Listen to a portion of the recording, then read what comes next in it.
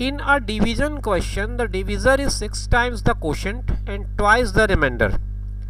If the remainder is 6, then what is the number?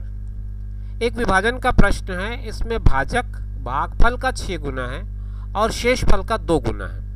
यदि शेषफल 6 है तो संख्या क्या है ये आपको बताना है।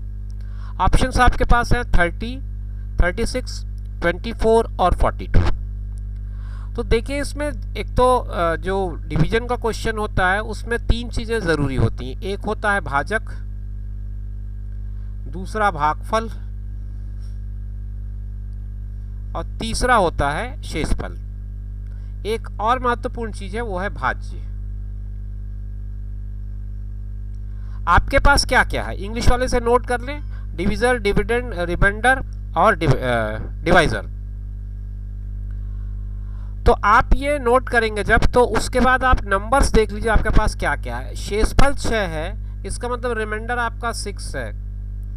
और ये कहता है कि विभाजन के प्रश्न में भाजक भागफल का 6 गुना और शेषफल का 2 गुना है। तो शेषफल का 2 गुना है अगर भाजक, तो वो हो गया 12। ठीक है। और ये कहता है कि ये जो भाजक है वो भागफल का 6 गुना है, तो भागफल 2 हुआ। अगर भाजक 12 है और वो भागफल का 2 गुना है तो फिर उसकी संख्या जो है भागफल की 2 ही होगी, तभी तो ये 6 गुना पॉसिबल है। अब ये कहता है कि संख्या क्या होगी। तो अब आपको ये पता है कि भाज्य बराबर क्या होता है, भाजक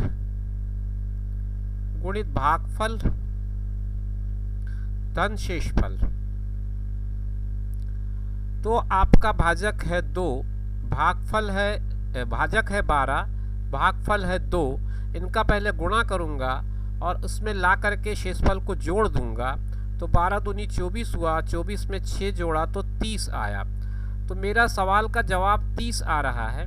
ऑप्शन ए में ये जवाब दिया हुआ है, मैंने उसे टिक कर दिया। अब आप इस जवाब को वेरीफाई कर लें। कैसे वेरीफाई करेंगे, आपके पास संख्या है 30। इसमें कहता है भाजक भागफल का 6 गुना है और इसका जो भाज्य है वो आपका कितना आ रहा है, 30 आया है। भाजक आपका 12 है, 2 बार इसने भाग दिया, 12 दूनी 24 आया। तो शेषफल कितना बचता है, 6 बचता है और यही इसने शेषफल का मान बताया है। तो कुल मिलाकर के हमारा जो आंसर है वो वेरीफाई हो रहा है।